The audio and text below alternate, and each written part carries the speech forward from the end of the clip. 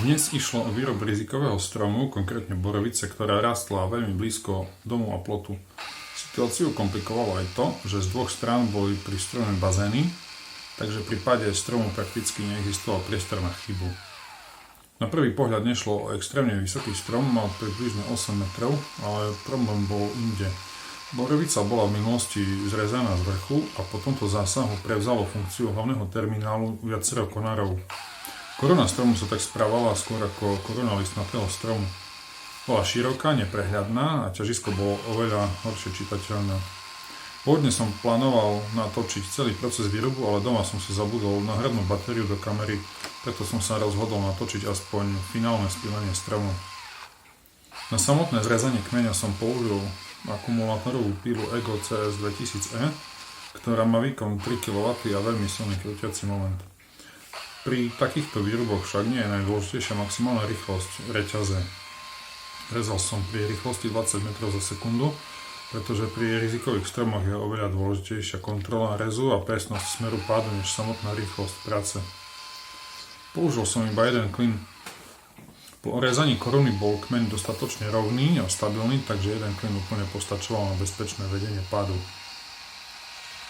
Samotný orez koruny som robil pomocou píl Makita DUC 254Z a DUC 406ZB. Všetky terminály sme postupne spúšťali pomocou ťahacieho lana. Postup bol klasicky najskôr odstrániť konáre, aby sme čo najlepšie videli ťažisko stromu a vedeli bezpečne plánovať ďalšie rezy.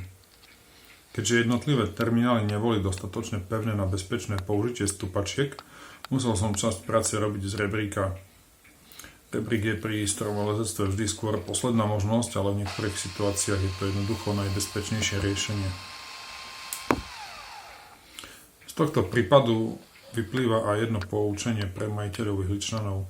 Odrezanie špičky stromu síce môže krátkodobo vyriešiť výšku stromu, ale veľmi často spôsobí, že viacero konárov začne preberať funkciu hlavného terminálu. Strom potom rastie nepredvídateľne, koruna je nestabilná a v budúcnosti môže predstavovať oveľa väčšie riziko. V takýchto prípadoch býva často bezpečnejšie strom odstrániť a vysadiť druh, ktorý dorasta do primeranej výšky. Na záver sme strom pomocou lana stiahli presne na miesto, kde mal dopadnúť. Všetko prebehlo kontrolovane a bez poškodenia okolia.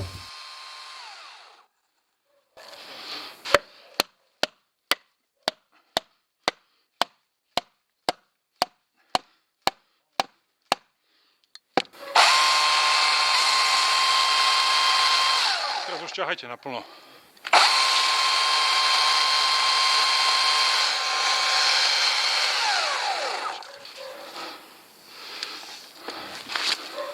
Dobre, super.